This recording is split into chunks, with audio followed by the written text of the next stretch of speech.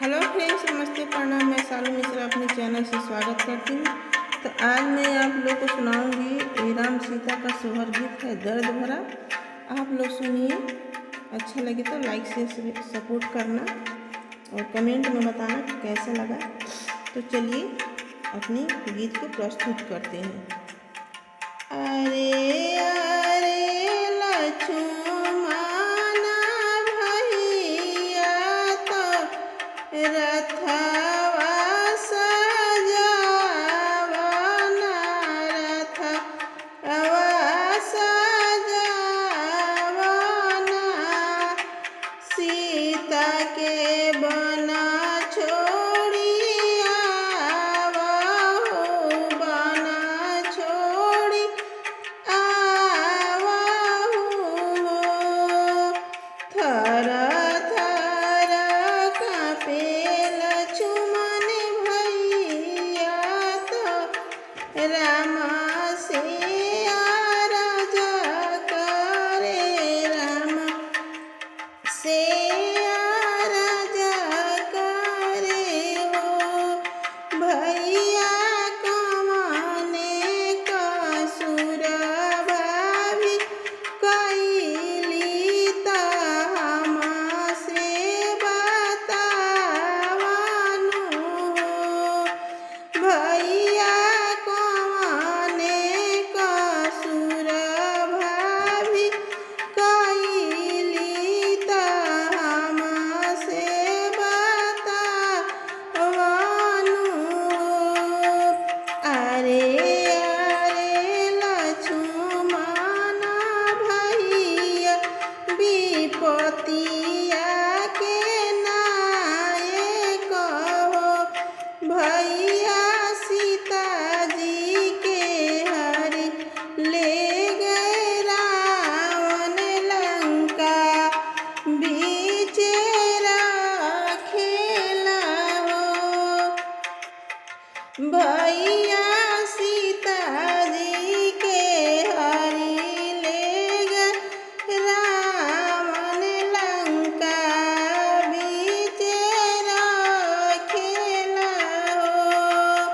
लवटी अयोध्या के आई सीता धोबिया जे बोली बोले, धोबिया जे बोली बोले हो। भैया धोबिया के बोलिया करे जा हमरा सालेला हो।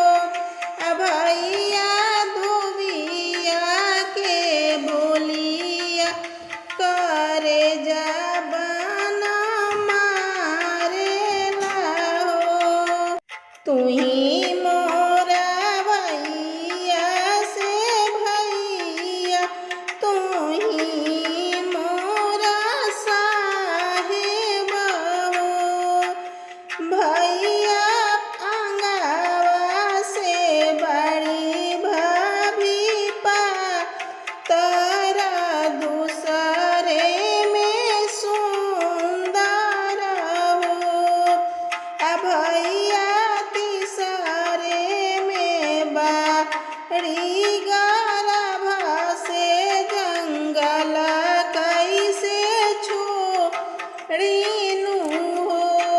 भैया तीसरे में बाड़ी गर्भ से जंगल कैसे छोड़ीनु हो।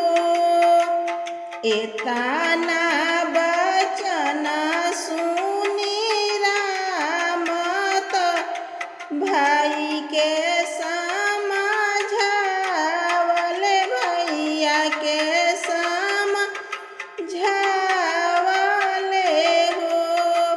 भैया विधान जे लिखे हैं नीलार, मिटवलो ना मिटी मिटवलो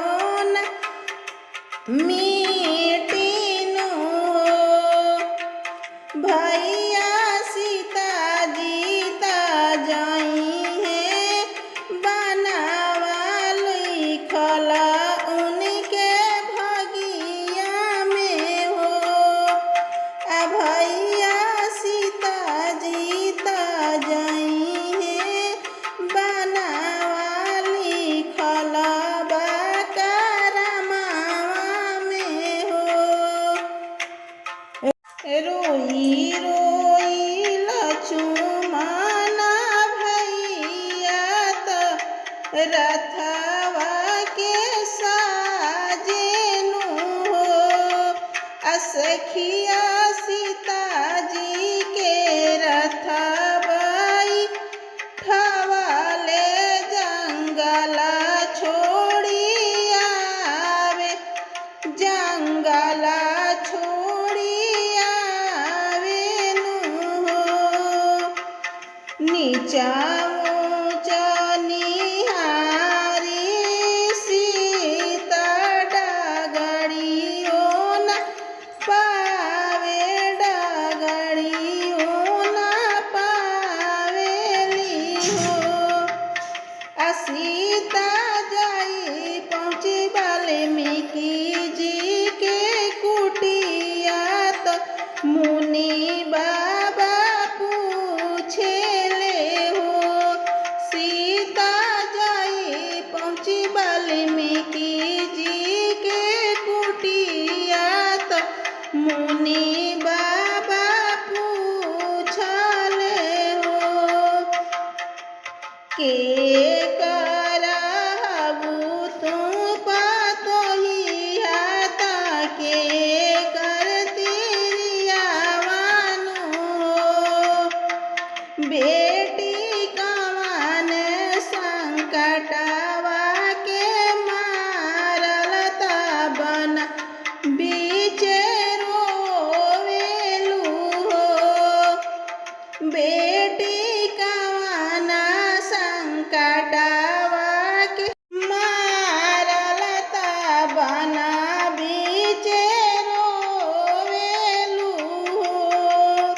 राजा जनक जी के बेटी दशरथ के पतोहिया, दशरथ के पतोहिया नु हो।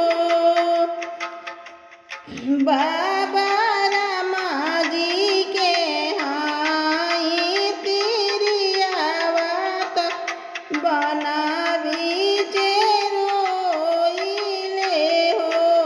बाबा राम जी के हाई बहुरिया, तो हमके शरण देई दहो।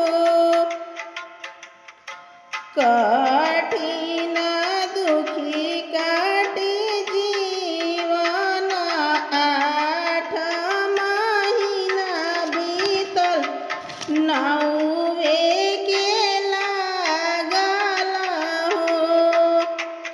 सखिया जनमे है सीता के लालनावा, जंगल बीचे सोहर हो।